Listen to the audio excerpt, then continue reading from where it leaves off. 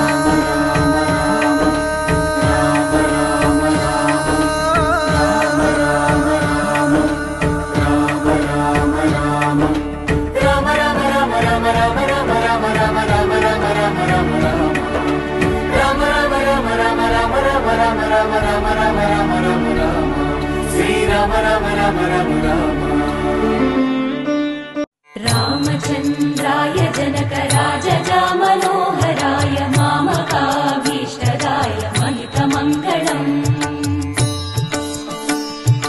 चारुकुङ्कुमोपेत चन्दनानुचर्चिताय हारकटकशोभिताय भूरिमङ्गलम् विमलरू